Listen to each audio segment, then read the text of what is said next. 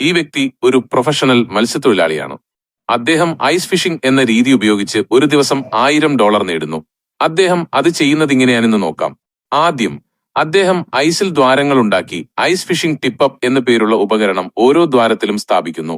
ഈ തന്ത്രം അദ്ദേഹത്തിന് കൂടുതൽ സ്ഥലത്ത് കുറഞ്ഞ സമയം കൊണ്ട് മീൻ പിടിക്കാൻ സഹായിക്കുന്നു. ഒരൊറ്റ ദ്വാരത്തിനടുത്ത് മാത്രം ഇരിക്കുന്നതിന് പകരം ടിപ്പപ്പ് അദ്ദേഹത്തിന് സിഗ്നൽ നൽകും.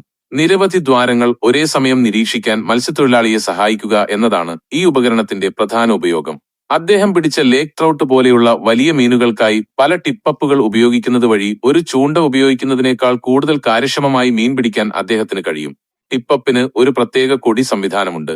ഒരു മീൻ ഇരയെടുക്കുമ്പോൾ കൊടി ഉടൻ തന്നെ പൊങ്ങി വരും. ഇത് ദൂരെ നിന്ന് പോലും അദ്ദേഹത്തിന് സിഗ്നൽ നൽകുന്നു. ഇത് അദ്ദേഹത്തിന് പൂർണ്ണമായും സമയം ലാഭിച്ചു കൊടുക്കുന്നു.